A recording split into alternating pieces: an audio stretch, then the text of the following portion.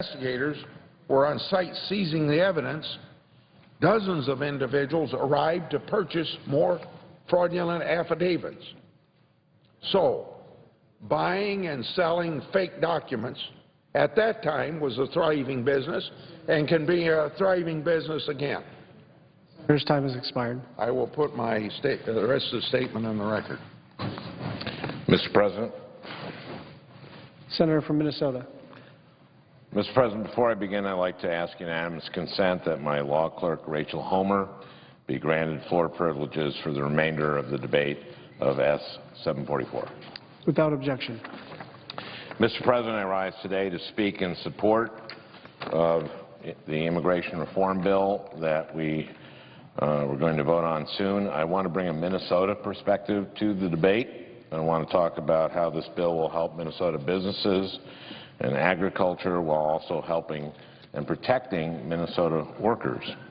I also want to talk about how this bill will help Minnesota families and communities. Mr. President, Minnesota was admitted to the Union in 1858. For the first 30 years after Minnesota was founded, no fewer than one-third of Minnesotans were immigrants who were born abroad. Our state didn't suffer from that. It thrived. Our fields were first tilled by Swedish immigrants. Their crops filled 2 million acres. Our iron mines in the north depended on Finnish labor. Norwegians were critical to our logging industry, while the Danes who came to Minnesota after the Civil War made our state a leader in dairy farming. Today, immigrants are about 7% of Minnesota's population. Most of them come from Asia and Latin America and Africa rather than Europe, but the contribution of immigrants to Minnesota's economy and to our communities are no less important. Mr. President, I'm going to vote for this bill because of what it will do for Minnesota's economy. This is clearest when it comes to Minnesota's agricultural industry, particularly our dairy farms. Minnesota is the nation's 6th largest dairy producers. 5% of our nation's cows are in the state of Minnesota. But for years I've been meeting with dairy farmers, and they've told me that they can't get the workforce that they need. They can't find enough American workers, and the nation's agricultural guest worker program is only open to seasonal workers. Unfortunately, in Minnesota, you can't milk cows seasonally. If you did that, they'd just get cranky, the cows. For years, I've been calling for an immigration bill to fix this problem by opening our guest worker program to dairy farmers, and this bill does just that. This bill won't just help agriculture. A lot of industry in Minnesota is in the high-tech and medical sectors, companies like 3M and Medtronic. Unfortunately, our visa system works against these companies because while the University of Minnesota is minting new PhDs in STEM fields, our system sends many of our top foreign graduates right back to their home countries. Thanks to the work of my fellow Minnesota senator, Senator Klobuchar, this bill will make it easier for Minnesota companies to recruit and hire top minds regardless of where they come from. I'm also proud that this bill includes 2 amendments that I wrote that will protect small businesses. A major component of this bill is to create a mandatory electronic employment verification system called E-Verify, but small businesses in Minnesota were initially concerned about how E-Verify would affect them. My first amendment creates a special office within the Department of Homeland Security whose sole job will be to give workers and small businesses quick in-person assistance if E-Verify doesn't work the way it should. My other amendment will keep pressure on DHS to lower E-Verify error rates that in the past have caused major headaches for small businesses and employees alike.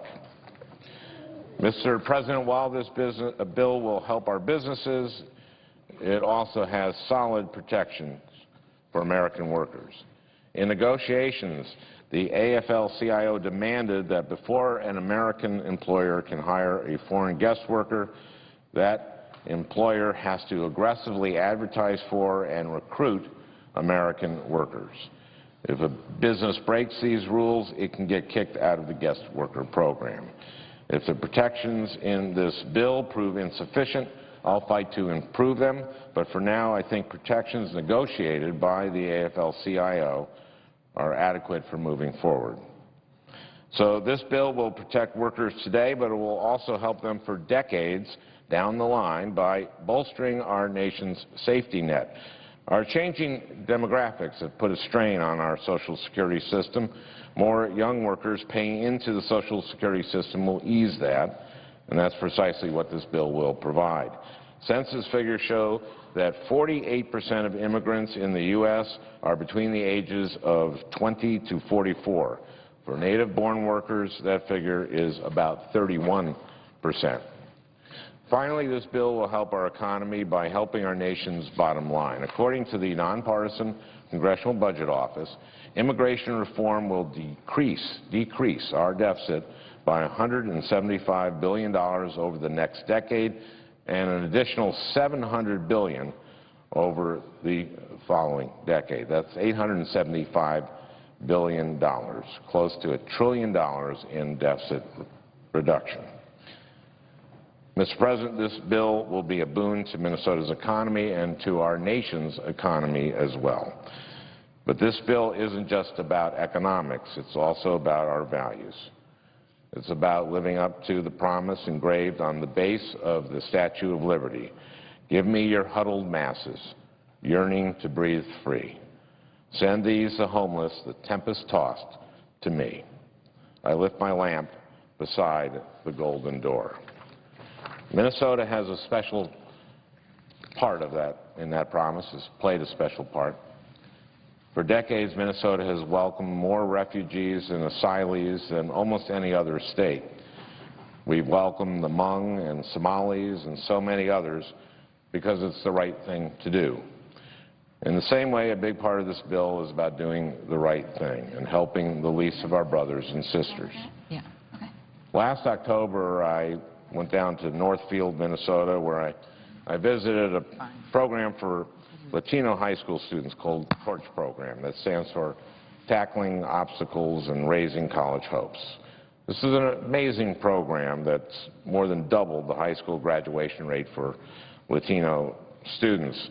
During my visit, I met with many undocumented students who were brought here by their parents as young children who were thus undocumented through no fault of their own. For years, these kids watched their classmates apply to college and plan for careers, but they knew maybe that wasn't for them because they couldn't work legally or serve in the military. Then last June, the President took executive action to protect these kids from deportations and to let them work legally. Their teachers told me what an enormous difference it made for these kids. For the first time, they could see that they had a future. They could go to college or join the military. And that was just because of an executive order that didn't have the force of a statute.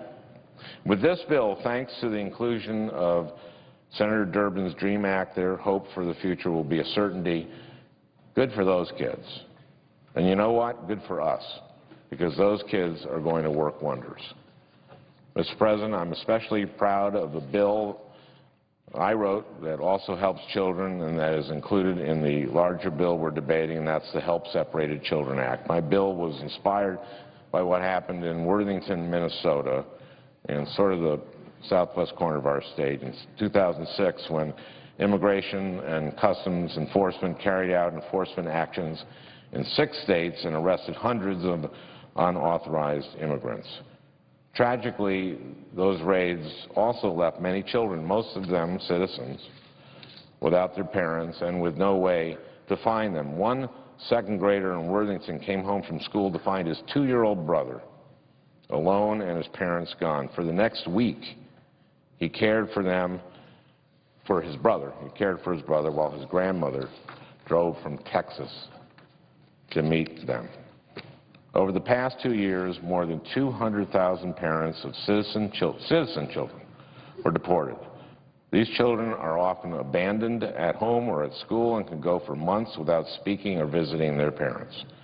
My Help Separated Children Act will lay down basic humanitarian protections for children in immigration enforcement.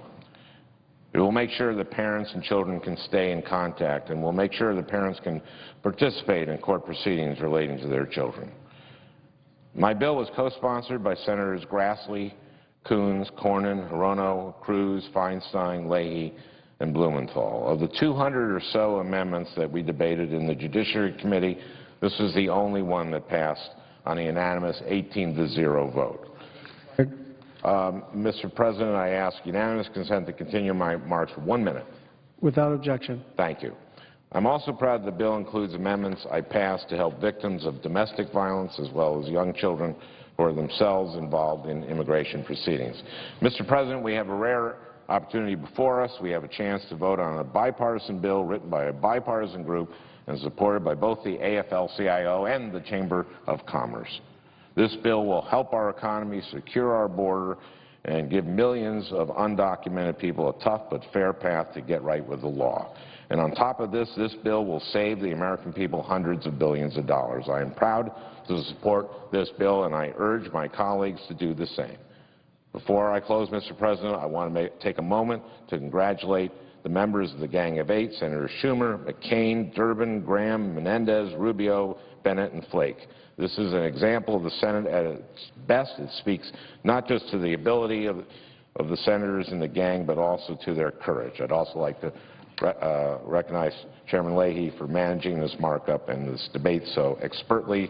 Thank you, Mr. President. I yield the floor.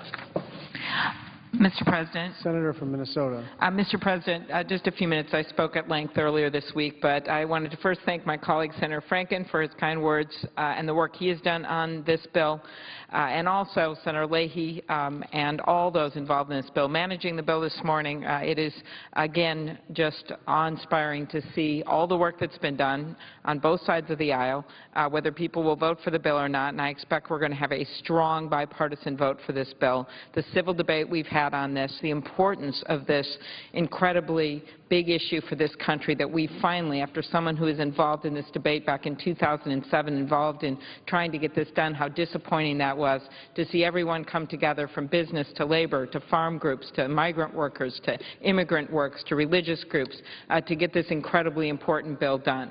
And as Senator Franken noted, the piece that has been most important to me, in addition to the DREAM Act, in addition to all the work that had to be done on law enforcement, was the work we've done to improve our legal immigration system. We are a country built on immigration.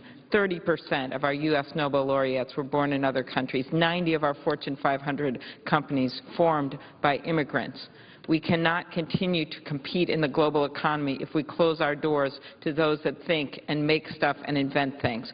That is in part what most excites me about this bill, the work that we've done to improve that legal immigration system. And I want to thank all my colleagues, the Gang of Eight, our great Judiciary Committee that debated and marked up this bill into the night, day after day. We should be proud of this bill, and I ask my colleagues to support it. With that, I turn it over to Senator Lee. Thank you. Mr. President. Senator from Utah. Mr. President, before beginning my remarks, I'd first like to thank my friend and colleague, the distinguished senior senator from Iowa, for his tireless efforts in managing this process from the Republican side. It has not been easy, and his efforts have reflected a certain level of statesmanship that is to be commended. I rise today in support of immigration reform. I support strengthening our borders and ensuring that they are secure before beginning a pathway to citizenship, because it's the only way that we can avoid the mistakes of the past. I support robust interior enforcement and a biometric visa tracking system, because without those things in place, we will not solve the problem of illegal immigration. I support modernizing and streamlining our visa system, because we need an efficient process of legal immigration that meets the needs of our economy. And I support immigration reform that is both tough on those who have chosen to break our laws and fair to those who have obeyed them, and to those who have been patiently waiting their turn in line trying to come here legally. Today, there's reason for disappointment, but there's also great cause for encouragement. The bill we have before us today is an enormous disappointment. The American people deserve better. As a matter of public policy, this bill fails to meet many of the goals that we set to meet at the beginning of the process. It's full of promises to beef up border security, but it makes no assurances. This legislation cuts the American people out by cutting out any congressional oversight of the opening and the progression of the pathway to citizenship. It remains grossly unfair to those who have languished in our current legal immigration system, unable to get answers for decades in some cases. It transfers enormous authority and discretion to the executive branch, exacerbating an already widespread problem within our federal government. And it fails perhaps the most important test of all. According to the Congressional Budget Office, this bill will reduce illegal immigration by just a mere 25% over the next 10 years. This should be reason alone to scrap the entire bill. As a matter of process, members of this body should be embarrassed about how this bill has moved through the Senate. From day one, the country was misled about what was in the bill. The talking points never matched the reality of what was in the bill. We were told that if we didn't like what was in it, that we'd have an opportunity to fix it. But that wasn't true either. During the committee markup, Democrats and the Gang of 8 Republicans voted as a bloc to defeat virtually all substantive amendments proposed to improve the bill. They said there would be regular order on the floor of the Senate, but that turned out to be a false promise as well. For a 1,200-page bill, the Senate, including the 92 members not on the Judiciary Committee, not on the Gang of 8, were allowed exactly 10 roll call votes, before the process was shut down. By contrast, during the 2007 debate on immigration reform, the Senate voted 32 times to amend the bill. Some would argue even that was too small, but certainly 10 votes on a 1,200-page bill doesn't suggest that the proponents of the bill are interested in regular order. And for the grand finale, at nearly the end of this process, the proponents substituted what is effectively a brand new bill in place of the one we've been debating for over 2 months. They gave us very little time to read it before we had to vote on it. And once we were on the new bill, they did not allow a single vote on any amendments. Mr. President, this is an embarrassment to this institution, and it's an assault on the principles of democracy. But like a phoenix rising from the ashes, from this low point in the Senate springs an encouraging path forward for those who, like me, truly want immigration reform. First, this exercise has laid out in front of the American people all the problems inherent in passing massive pieces of legislation that presume to fix all of our problems at once. The so-called comprehensive approach has been utterly discredited. From denying votes to buying votes with special interest carve-outs, our experience over the last 2 months only reaffirms why the vast majority of Americans don't trust Washington. The special interests had a huge hand in writing the bill, while the American people had none. Almost all the discussions and negotiations took place in secret backroom deals. And rather than debate policy differences, the debate was a daily fact check on misleading and outright false claims made by some of the bill's proponents. The good news is that the House appears to have learned this lesson and wants no part of this. Already, this Speaker has said that the Senate bill is dead on arrival. So today's vote is largely symbolic. The House Judiciary Committee has recently passed 2 significant pieces of immigration reform, one on interior enforcement and another dealing with agricultural workers, proving that reform can be passed in a step-by-step process. Indeed, the only reason immigration reform is so controversial is because the Senate refuses to pass it one piece at a time. There's simply no legitimate reason why we have to pass a one-size-fits-all, 1,200-page, take-it-or-leave-it bill. Though it's likely that this bill will pass today, I strongly encourage my colleagues to consider where we started, where we are now, and most importantly, what lies ahead of us. They said it would secure the border. It doesn't. Congress has been fooled by false promises before. We should not go down that same path again. They said illegal immigration will be a thing of the past. Under this bill, it won't. The Congressional Budget Office confirmed that under this bill there will be 6 to 8 million illegal aliens in the country 10 years from now. They said it would be good for the economy. It isn't. CBO also confirmed that it would lower wages and increase unemployment. They said it would be tough but fair. It's neither. It's not tough on those who have broken the law, and it's not fair for the people who have been trying to come here legally. And if this bill passes today, it'll be all but relegated to the ash heap of history as the House appears willing to tackle immigration reform the right way. The sponsors of this bill have the best of intentions, but in my opinion, intentions are not always enough. As I said at the outset, Mr. President, I stand here today strongly in support of immigration reform. But this bill is not immigration reform. It is big government dysfunction. And that is why I cannot support it and urge my colleagues to vote against it. Thank you, Mr. President. Mr. President. Senator from Texas. Mr. President, may I ask the Chair how much time is remaining on this side? 21 minutes. Mr. President, I yield myself up to 15 minutes. Without objection.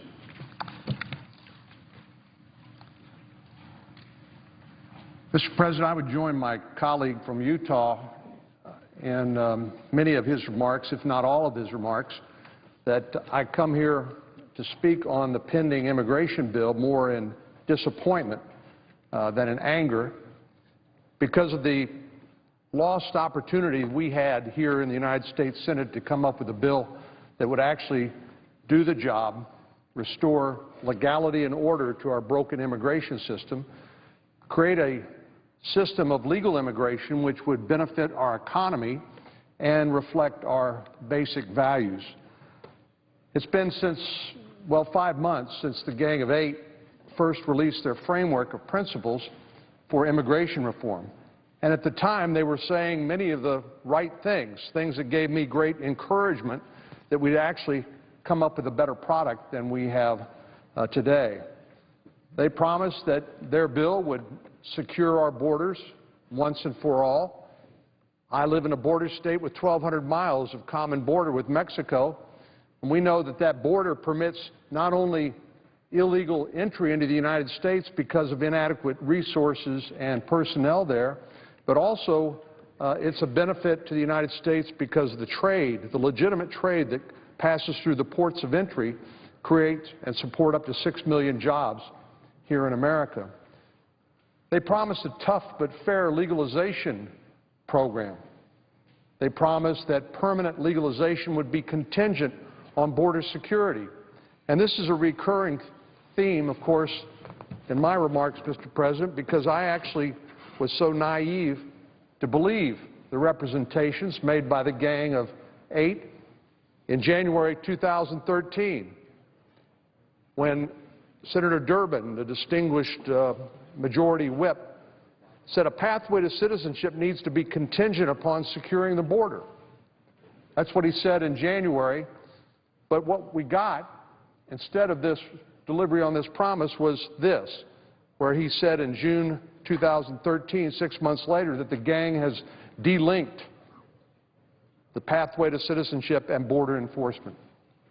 So the American people have been asked to extend an act of common generosity that's typical of the American people and compassion. But what they get in return is no assurance that the system has been restored to order or that the border has been secured. So it's, unfortunately, once again, business as usual here in Washington, D.C. The promises the Gang of Eight made were encouraging, and they raised hopes in me and others that we'd truly have a bipartisan immigration bill that's voted out of the Senate that was worthy of the name. But unfortunately, the bill now bears little resemblance to the Gang of Eight's initial promises. I know we talked a lot about border security, but this is, in addition to a national security issue, this is a matter of restoring the public's confidence that the federal government will actually do its job The fundamental problem with this legislation is that it demands border security inputs, but not outputs or results. In other words, the idea is, as the Washington Post editorial seemed to get it today, that if you promise to buy enough stuff, then the job somehow, miraculously, will get done. This bill asks us to believe that quadrupling the size of the Border Patrol and expanding the border fence will solve the problem of illegal immigration. I certainly agree that what the Border Patrol calls tactical infrastructure or fencing, and particularly in urban areas, can be a tool that's effective. And I certainly believe that additional Border Patrol, my proposal was we add about 5,000 Border Patrol, would be helpful, because once the technology identifies people crossing the border illegally, you have to have somebody to go pick them up. I actually agree with Senator McCain when he initially opposed my amendment to add 5,000 Border Patrol, when he said he thinks the answer is mainly in the area of improved technology. I agree with that.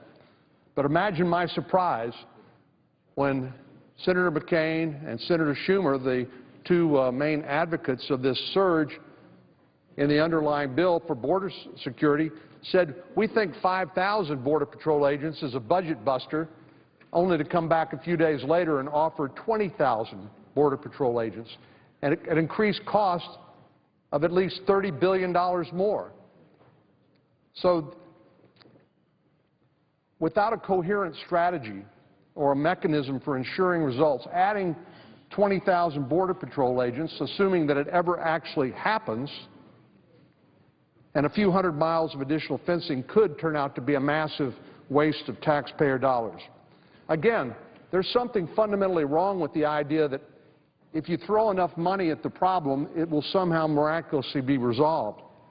What we need is a plan, and what we need to know is how we can invest in this plan to accomplish measurable results, and this bill does not produce that. So if you believe that the federal government's going to hire 20,000 additional Border Patrol and spend all this money over the next 10 years, well, as the song goes, I have some oceanfront property in Arizona I'd like to sell you. But you don't have to take my word for it. In recent days, experts from across the political spectrum have told us that this bill takes the wrong approach to border security. And contrary to what my good friend from Tennessee says, it's not this bill or nothing. This is not the only alternative. And so you can say this bill is flawed and doesn't accomplish the job, but still be for immigration reform and a solution, which I am. But the former commissioner of the Immigration and Naturalization Service, Doris Meisner, said the border security provisions in this bill are detached from reality. Former Customs and Border Protection Commissioner Robert Bonner, also formerly head of the Drug Enforcement Administration, said the bill is, quote, simply throwing a phenomenal amount of money at a problem to gain political support, which it apparently has done, but it's not likely to solve the problem, he said. Meanwhile, former DHS official John Whitley has reminded us that we should be focusing on border security outputs instead of inputs. In other words, we should be looking at not just what's put into this, but what it actually produces in terms of results. That makes sense. Just spending a lot of money on stuff you're going to buy without any plan and without measuring outputs isn't going to get the job done. An output-based trigger would assure the American people that we will not grant legal status until after our borders are secured. And the reason is, this is not a punitive measure. This is a way of realigning all of the incentives so that Republicans and Democrats and independents, liberals and conservatives can all pressure the executive branch and the bureaucracy to actually accomplish the promises that are set out in the bill, rather than just throw money at it. Mr. President, you've heard me say that the amendment that I've offered would have made legalization contingent on 100% situational awareness of the U.S.-Mexico border and full operational control of the border. I've been criticized by some of my friends for saying that's an unreasonable requirement. Where in the world did you get those figures? Well, I got that out of the Gang of Eight proposal. The difference is mine would have guaranteed accomplishing the goal. Theirs merely promises it, but will never keep that promise. I would have also made it contingent on a nationwide biometric entry-exit system, something that this federal government's been promising for 17 years since President Clinton signed that requirement into law, but that promise hadn't been kept either. And a nationwide E-Verify, which is a way of employers verifying the eligibility of workers who apply for a job that they can legally work in the United States. As I said, ironically, the Gang of Eight promised all of these same things, but the only mechanism that I've seen that would have actually guaranteed it to happen was the amendment that I offered that was tabled. Well, what I've described is a real border security trigger, not just another promise, a trigger that will make it necessary, the kind of trigger that will be necessary to get bipartisan immigration reform, not just out of the Senate, but out of the House of Representatives and onto the President's desk. I don't think we should be so short-sighted as to pat ourselves on the back and say, hey, the Senate's passed an immigration reform bill, only to find it dead on arrival in the House of Representatives and to make it harder, not easier, to get a consensus bill on the President's desk for him to sign. That's not success. Not surprisingly, the Congressional Budget Office reports that this bill will have only the slightest impact on illegal immigration. And you know what? The American people are not fooled. A recent Rasmussen poll says that only about 28% of Americans actually believe that this bill will secure America's borders. So the American people have been fooled in the past, which is another reason why they're skeptical now, and they don't believe this bill will get it, and I don't either. In short, we're about to vote on a bill that repeats the mistakes of the past and does not learn from them, offering merely promises but no results. But it also makes a few new mistakes, too, Mr. President. Despite earlier promises of a tough but fair legalization program, this bill grants immediate legal status to people with multiple drunk driving convictions and people with multiple domestic violence convictions and people who've actually already committed these crimes and been deported. It would allow them to come back and to register for RPI status. Now, I simply do not understand, nor has anyone attempted to explain, how we can in good conscience support legalization of violent criminals. And I'm not talking about just people who've come here to work and otherwise been law-abiding citizens. I'm talking about people who've come here and in contempt of our laws have committed crimes of violence, and they are now going to be rewarded under this bill with probationary status and a pathway to citizenship.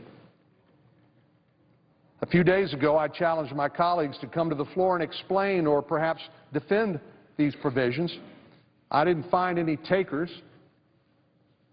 I also mentioned the tragic stories of husbands and wives, fathers and mothers, brothers and sisters who lost their lives after being hit by an illegal immigrant drunk driver.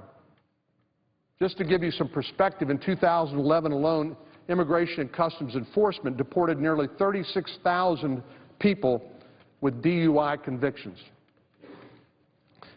This bill legalizes people who've committed driving under the influence offenses and also people with multiple domestic violence offenses.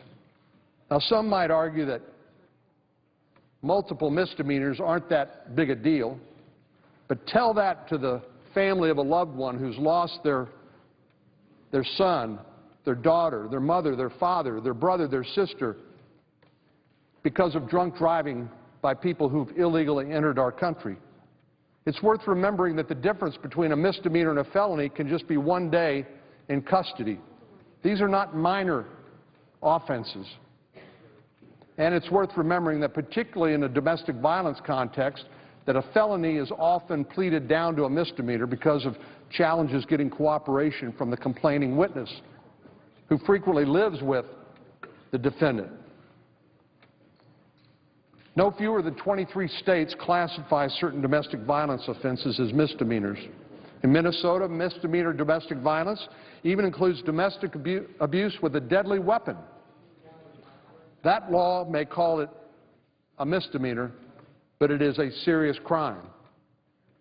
So for one last time, I will issue my challenge. Are there any supporters of this bill that will come to the Senate floor and tell the American people why drunk drivers, domestic abusers, already deported criminals should be given immediate legal status under this bill?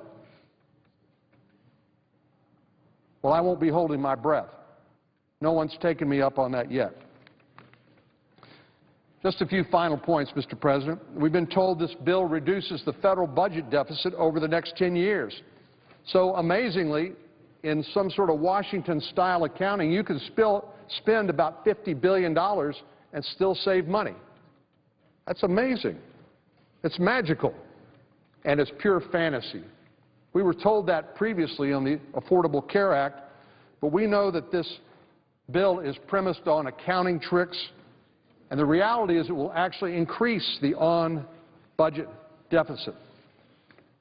Now, this is the amazing thing to me. We've got some of our colleagues who are some of the most effective deficit hawks in this chamber, those who've been champions fighting against special spending projects that tend to corrupt the political process. Yet they support this bill and seem to have turned a blind eye to the on-budget deficit and the fact that this bill is littered with de facto earmarks, carve-outs, and pet spending projects. We've been told this bill modernizes the southern border, and yet it does absolutely nothing to facilitate the flow of lawful trade and commerce across our border and to allow law enforcement to focus on the criminal element, which would represent a tremendous step in the right direction. Mr. President, I would like to reiterate that I agree with the Gang of Eight and those who support some aspects of this bill that we need a nationwide E-Verify system. I know Senator Portman, for example, from Ohio, had an E-Verify improvement amendment, but like 45 other amendments that were denied an opportunity to be heard as part of this process, where we've only seen 10 votes on amendments, he was unable to offer that improvement to this bill. I agree with the Gang of Eight and those who say that we need stricter penalties on employers who hire illegal immigrants. I agree with those who say we need to increase the number of visas for highly skilled immigrants with advanced STEM degrees, and I agree with the goal of unifying families. All of these measures enjoy broad bipartisan support, and I want to offer my congratulations to the gang for including them in this bill. But I can't support a bill which repeats the mistakes of the past by making a promise of future action which will never be kept, particularly on border security, and one that repeats the mistakes of 1986. And I certainly can't support a bill that offers immediate legal status to drunk drivers,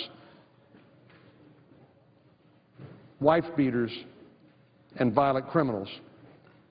I was disappointed, Mr. President, when my amendment was tabled, and I'm disappointed that today we're about to pass deeply flawed legislation that will not be taken up by the House of Representatives. But I take some comfort in knowing that while the initial Senate debate is ending, the broader nationwide debate is just beginning. In the weeks and months ahead, I want to continue to play an active and constructive role, particularly working with our colleagues in the House of Representatives to pass real immigration reform that promotes security and prosperity for the American people. I note, Mr. President, that one of our colleagues in the House called this bill a runaway train in the Senate, but that train's getting ready to slow down. And I think the American people will benefit from the Congress taking its time to make sure not just that we just pass a bill, but we pass a good bill one that reflects our values, one that also benefits our economy. And I think they will Would the senator yield for a question, please? I think they will benefit from a careful discussion and dialogue between the Senate and the House about what ultimately will be the bill that goes to the President. Senator, yield for a question? I will. I've noticed on several occasions the affection which my friend from Texas has for this poster board with this reputed quote from me. And I'd like to ask the senator from Texas, since he's used that repeatedly on the floor, is he aware of the fact that when I was asked about the relationship between path to citizenship and border enforcement, it was in the context of your amendment, which established a percentage requirement as part of border enforcement. Is the senator aware that the bill itself includes a dramatic commitment to resources on the border of your state with the nation of Mexico, literally doubling the number of Border Patrol agents, billions of dollars being spent to make sure that we stop as much as humanly possible illegal immigration, and that before the path to citizenship, the bill requires an E-Verify system as well as an exit-entry visa system? Is the senator aware that that is not included in that reference he's made to my statement?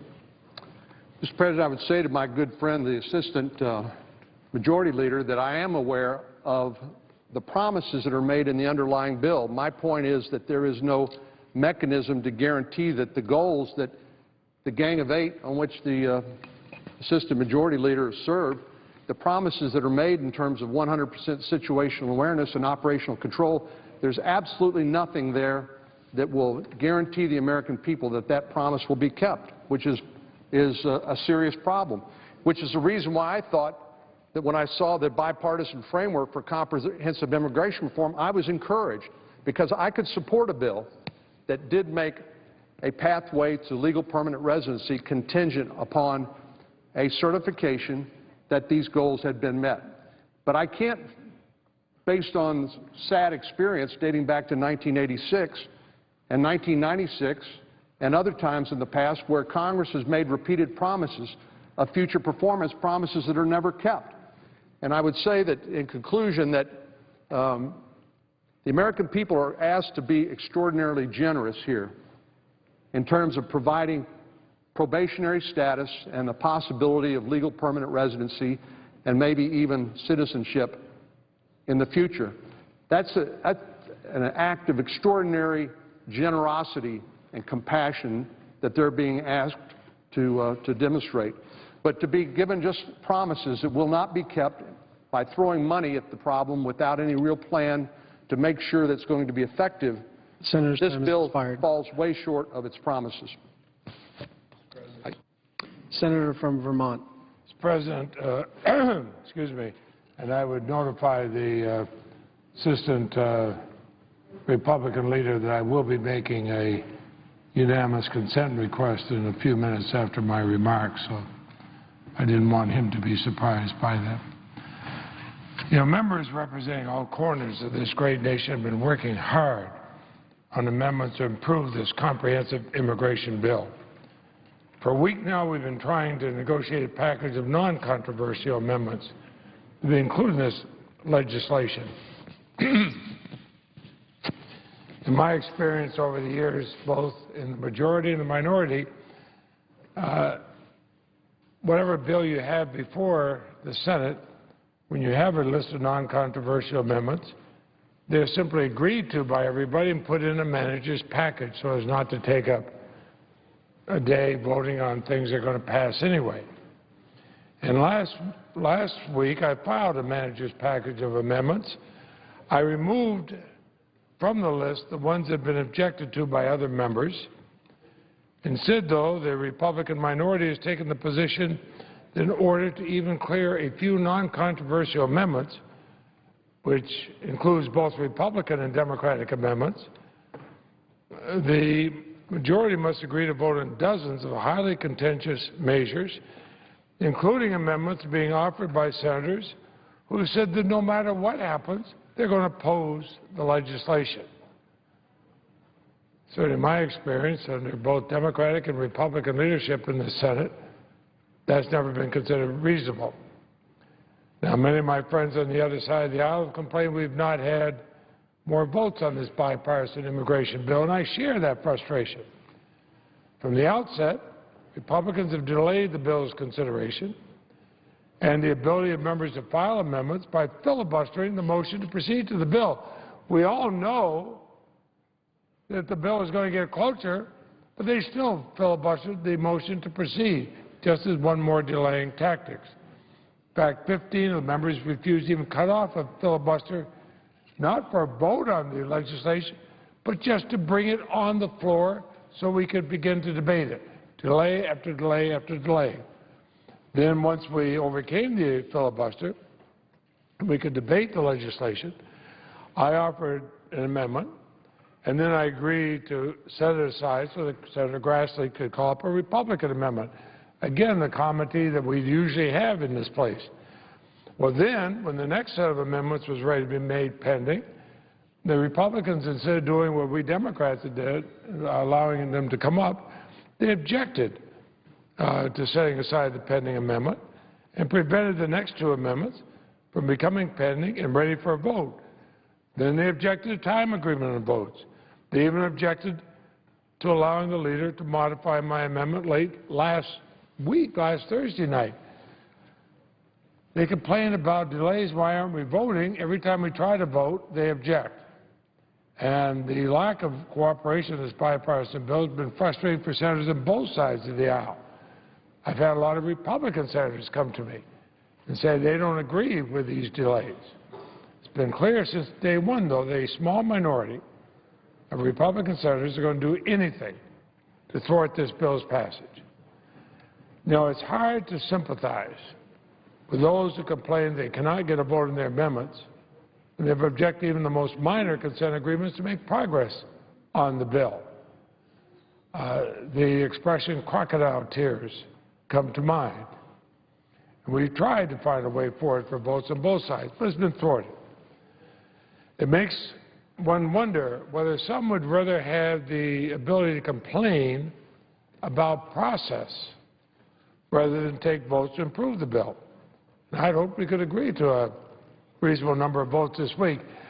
Fortunately, some people here want to vote maybe. They don't want to vote yes or no. Well, we're elected to vote yes or no, not maybe. And yesterday we proposed votes on 17 Republican amendments and a smaller number, 15 Democratic amendments, but Republicans objected. It's a shame we haven't been able to continue the momentum of bipartisan cooperation that marked the Judiciary Committee's process that's brought this bill so far. In the Judiciary Committee, we had 300 amendments filed. We voted on around 140. All but 2 or 3 were passed with bipartisan votes, both Democrats and Republicans. And when we finished all those, I asked if anybody wanted to bring up any further amendments. They didn't. And we passed the bill out with a bipartisan majority. But we voted. I mean, sometimes we vote a dozen times in 2 hours. Now, we still have a chance to move a package of non-controversial amendments. Instead of insisting the Senate vote on dozens of controversial amendments designed to harm the careful balance in this legislation, Republicans should clear the non-controversial and good ideas on which many Republicans and Democratic senators have worked so hard. The amendments included my manager's list of widespread support. They've been filed by senators, both Republicans and Democrats, over the past 3 weeks. Many have already been discussed at length here on the Senate floor. Take some examples. This package of non-controversial amendments contains bipartisan amendments to improve oversight of certain immigration programs. It contains entirely technical amendments to the bill. It contains a bipartisan amendment by Senators Nelson and Wicker to provide for maritime security, as they've so correctly pointed out on this floor, that we have a long border, not just our land border, we have very long borders on 2 oceans.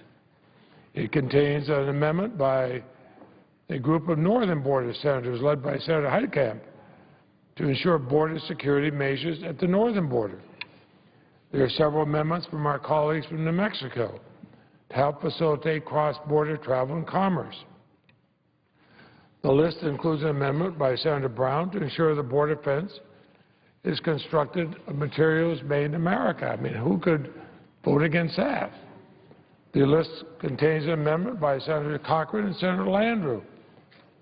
She's the chairwoman of the Appropriations Subcommittee on Homeland Security. It requires increased reporting on the EB-5 program, something that should be a no-brainer. The list contains two amendments championed by Senators Coates, Klobuchar, and Landrieu to ease the process for international adoptions, a humanitarian measure that should get strong bipartisan support. And these are just a few examples of what we have in here that we've all agreed should be able to be passed. Now, I wish the list were longer. Early yesterday morning, I learned there were Republican objections to a number of Democratic amendments that have been on my list, including several that had Republican co-sponsors. I was surprised to hear there are concerns about several of these amendments.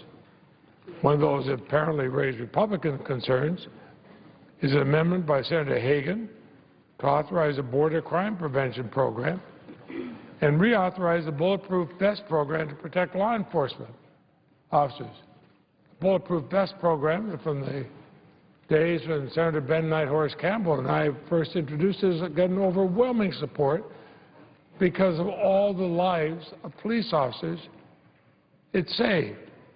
And I hope those who are objecting to it, well, the next time we have the police memorials here on the mall, talking about police officers who have died, they will explain to those same police officers why they are opposed to them having bulletproof vests.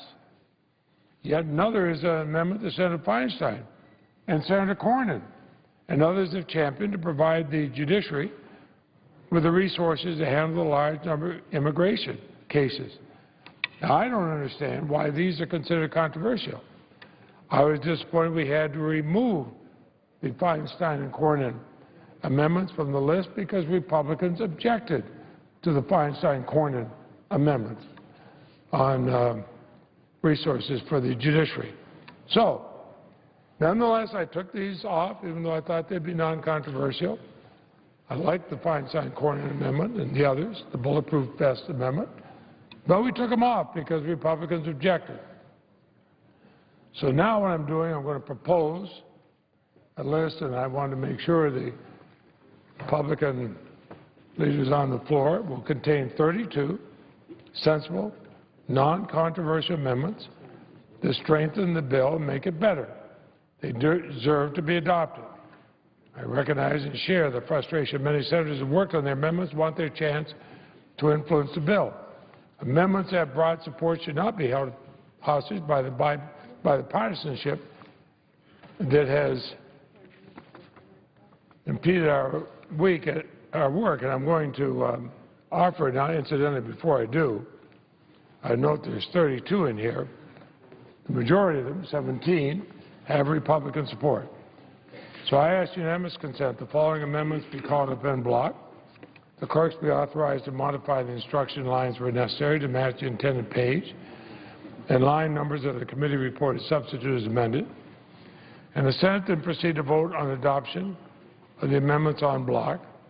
Baucus Tester, number 1512, Boxer, number 1240, Brown, number 1597, Cardin Kirk, number 1286, Carper McCain, number 1558, is modified with changes at the desk. Carper, number 1590, Coates, number 1288, Coates, number 1373, Coburn, number 1509, Coons, number 1715, Flake, number 1472, Heinrich, number 1342, Heinrich, number 1417, Heinrich, number 1559, Heitkamp, number 1593, Klobuchar, Landrieu, Coates, Blunt, number 1261, Klobuchar, Coates, Landrieu, Blunt, number 1526, Landrieu, Coates, number 1338, Landrieu, Cochran, number 1383, Leahy, number 1454,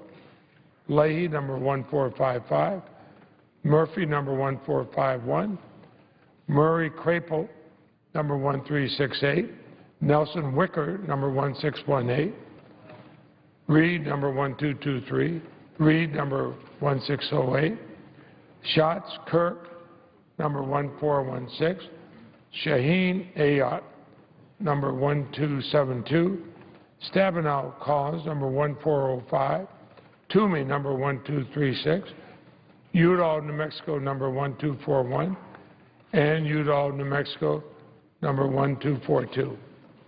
Is there objection? Mr. President. Republican whip. Mr. President, reserving the right to object, I want to compliment the distinguished chairman of the Judiciary Committee for the open process that he conducted in committee to process amendments on both sides of the aisle and the open and transparent way that was done. That stands in stark contrast to what's happened here on the floor, where we've only had 10 amendments that have had roll call votes compared to 46 roll call votes the last time we debated comprehensive immigration reform in 2007. And I would just point out for my distinguished colleague that of the 32 amendments that are being offered now by unanimous consent to be voted upon, 27 of them are Democratic amendments and 5 of them are Republican amendments. And Senator Leahy noted that one of my amendments was excluded. Actually, all of my amendments have been excluded, including the one that would prohibit legalization of drunk drivers and spouse beaters and other criminals, as well as one that's designed to root out fraud in the program. So on behalf of my ranking member, we object. The objection is heard. Mr. President, Senator from Vermont. I appreciate the compliments, but I'm thinking of Shakespeare, where I came here not to praise Caesar but to bury him, and fortunately these amendments have been buried by the objection. I would note that yesterday we offered 17 Republican amendments, 15 Democratic amendments to be voted on, and that was objected to. Those were offered by the distinguished majority leader. It is frustrating. I know we're about to go to an executive session. I would ask consent that the senator from Hawaii, Senator Hirono, have 2 minutes before the executive session. Is there objection? Without objection? Mr. President. Senator from Hawaii. Mr. President, I have talked about how this bill treats immigrant taxpayers, specifically the restrictions on access to federal safety net programs. The bill prohibits immigrant taxpayers from using programs they help to fund with the hundreds of billions of dollars of taxes that they pay. This is truly unfair. I filed an amendment to correct this unfair treatment. This amendment is number 1317. My amendment simply says that immigrant taxpayers who are lawfully present and working and who have paid all their tax liabilities should be able to use the federal programs their taxes pay for. This is simply common sense. I ask unanimous consent that Senators Boxer, Rockefeller, and Schatz be added as co-sponsors of amendment number 1317. Without objection. I thank these senators for their support. This amendment is supported by over 180 organizations, including the National Immigration Law Center, National Council of La Raza, the Asia Pacific Islander American Health Fund, National Latina Institute for Reproductive Health, the AFL-CIO, U.S. Council of Catholic Bishops, the National Committee to Preserve Social Security and Medicare. I have several letters from these organizations that attest to their support of my amendment. I ask unanimous consent that the text of the amendment and these letters be printed in the record following my remarks. Without objection. I've also been working with many senators on an amendment to provide additional opportunities for women in the new merit-based immigration system created in the bill. Amendment number 1718 would create a new Tier 3 category with 30,000 merit-based visas. Tier 3 is structured in a way that allows women a fairer chance to compete for these visas. The Hirono-Murray-Murkowski amendment currently has 19 total co-sponsors. I ask unanimous consent that Senators Whitehouse and Schatz be added as co-sponsors of amendment number 1718. Without objection. Amendment 1718 is a modified version of amendment number 1504. I made these modifications after working with Senator Graham, and he has agreed to support this new amendment, and I thank him for his support. Time has expired. I ask unanimous consent for 30 seconds. Without objection. I also have letters from over 100 organizations in support of amendment numbers 1718 and 1504. I ask unanimous consent that the text of amendment number 1718 and these letters of support be printed in the record following my remarks. Without objection. I thank Unite Here, the Leadership Conference on Civil and Human Rights, We Belong Together, and the Asian American Justice Center for organizing these letters and for their support. I also thank the AFL-CIO and SEIU for their support. I yield the floor. Under the previous